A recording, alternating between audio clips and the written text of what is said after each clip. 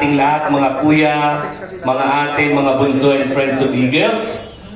Ako po ay nag-uumapaw ang aking ganap at kasiyahan ngayong gabi sa ating event. Kasi isa ito sa pinaka-star-studded na event na naatinan ko. Naandito po halos lahat ng up-brass ng national leadership. Palakpakan po natin sila.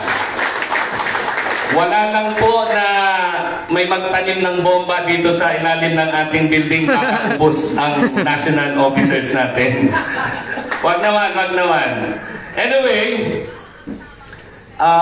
nandito na rin ako at binigyan ng pagkakataon na magsalita ng ating isa sa mga field director, Kuya Pastor. Gusto ko pong banggitin yung mga pangalan na hindi nabanggit ng ating governor kanina, to give also recognition and pasasalamat sa pagdalo po ngayong gabi. Unang-una po na gusto kong pasalamatan ang ating the only Bicol representative, Kuya Jun Reynoso. Kuya Jun, kindly stand up to be recognized. Unless otherwise may mga Bicolano pa dito na galing pa ng Bicol at pumunta dito intended to attend this event. Yan, si Kuya Jun. Actually, si Kuya Jun, ano din to very active member. And lagi ko itong kasama. And sabi ko nga, malaking pasasalamat ko dahil kami po, ako po ay naatasang maglingkod sa national office ngayong taon under the leadership of our You're the One National President, Kuya Ronald de los Santos, as the Eagle Ambassador for International Network and Linkages. Ayan, maraming salamat po. Sa pangalan pa lang po ng ating komisyon, we are no longer a local organization. International na po tayo. And kasamahan ko po dyan, of course, ang ating Deputy Ambassador, Kuya Aris Marfil. Kuya Aris Marfil, kindly stand up to be recognized. And maituloy ko lang ang ating advisor to the Ambassador. Ayan, si Kuya Jun. Palakpakan po natin siya. Ayan. So, sino pa bang hindi nabanggit dito? Si Kuya Attorney Frederick Bidase. Ayan, isa sa mga member ng Regional Council on Legal Affairs. Sa ating region po, binuo po namin ng ating former ex-governor, Kuya Jeff Pecson, ang Arcola. Kung may mga governors din po dito, baka bago sa pandinig ninyo, pero baka pwede nyo pong gayahin yung mga kasi ito ay isang masasabi namin na isang best practices ng aming region. We pull our lawyers.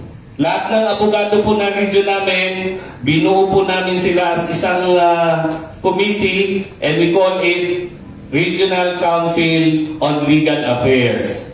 Kaya po, hindi po mamamroblema ang ating newly installed governor dahil lahat ng galaw po ng ating region, may basbas po ang ating mga abogado sa lahat ng mga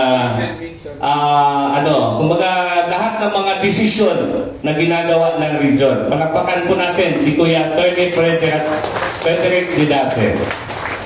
And andito ang ating presidente ng Hispanigan. Ayan, si Kuya Leif Dizon. At ang kanyang mga officers. Nandiyan din po. Si Kuya Secretary. Sino pa ba? Ang may bahay ng ating Kuya Gov Jeff Pecson. Si Ate Janice Pecson, nakita ko. Nandito. Nag-yosi daw si ate. Sino pa ba? Ang ating, of course, ang ating napakasipag at active na Vice Governor. At tingin ko, ito na ang susunod eh.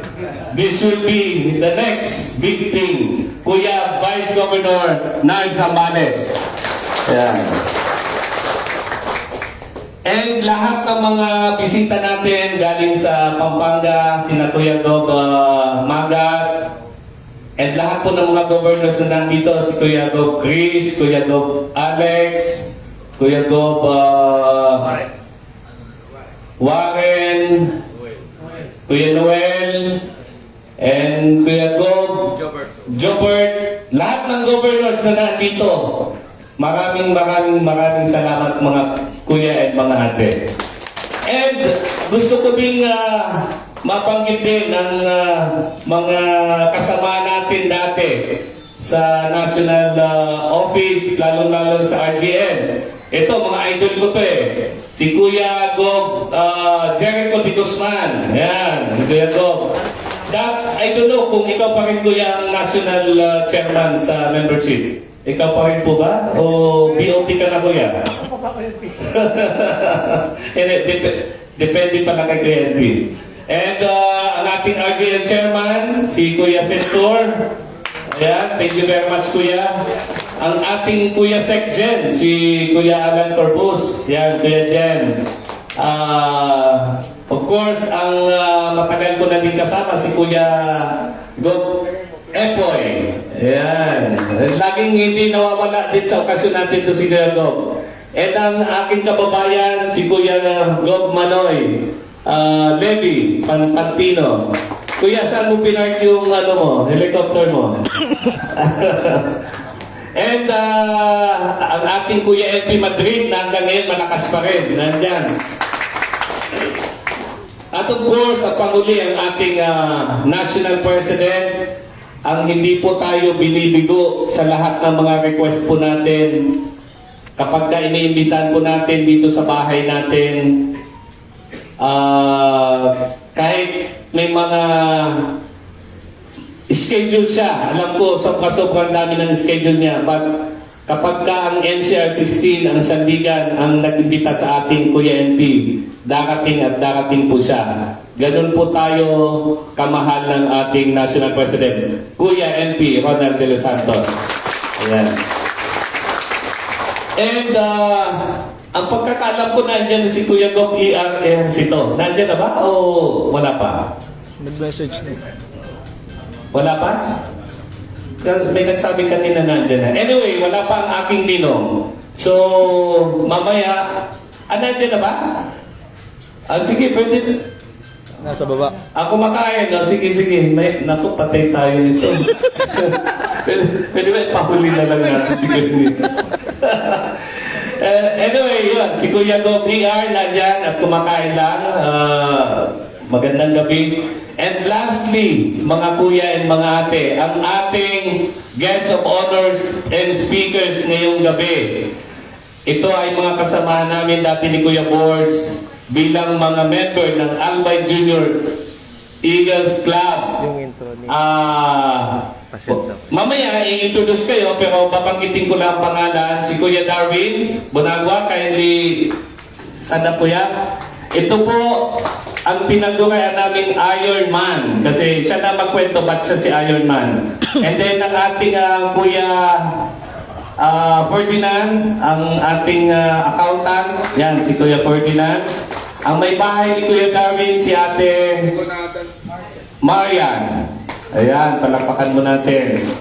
And naandito din ang tatay ng ano na nga yung event dito, Kuya? Si Kuya COS na dito. Yung A Night to Remember. Yan. Dito ko siya nakikilala eh. Ayan, si COS. Chief of Staff. Kuya Gob Bungabong. Ayan. Kuya Gob, hindi na ako mawawala. Promise. And of course, lastly, ang aking ex-girlfriend, baka magtampo eh. Nandiyan din ang aking may bahay, ang ating Iya, nasa labas po. Magandang gabi sa lahat.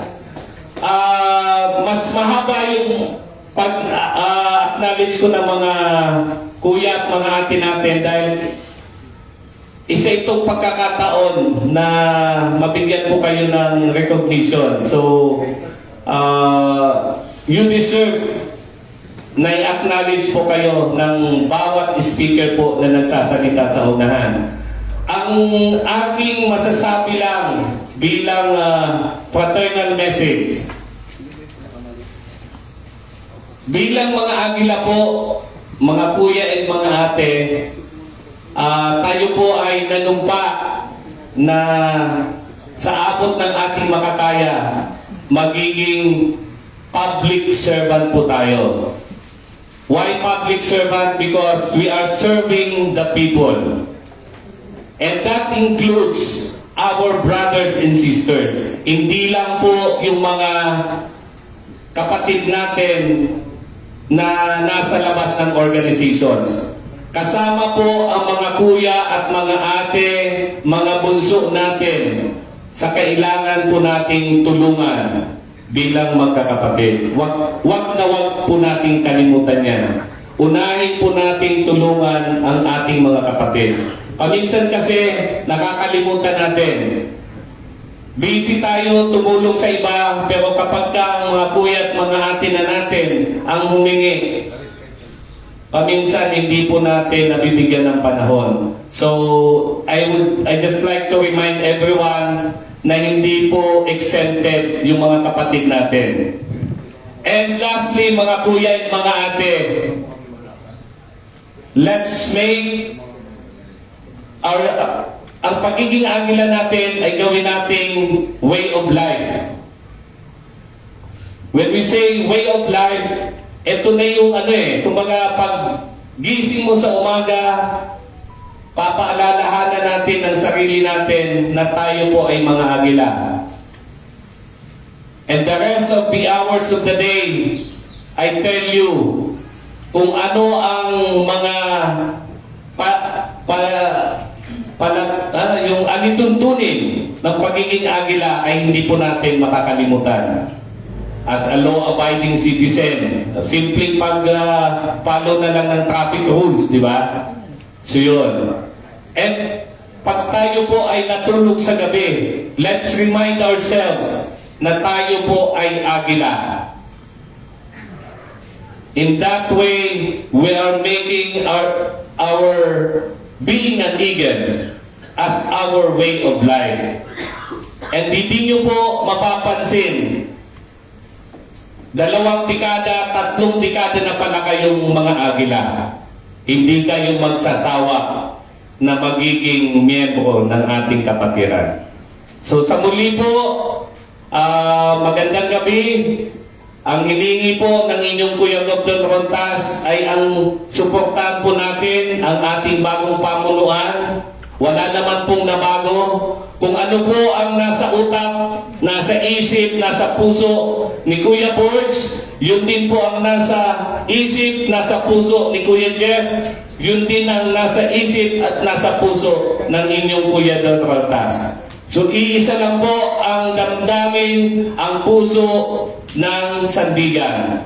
Kaya tayo po ay magtulungan. At lagi po nating tatandaan na we always advocate to the brotherhood without borders. Lagi po nating tatandaan, tayo po ay magkakapatid regardless of what affiliation we belong. Okay? Thank you very much and good evening sa lahat. Mabuhay ang agila, mabuhay ang sandigan! Thank you so much, Kuya Go.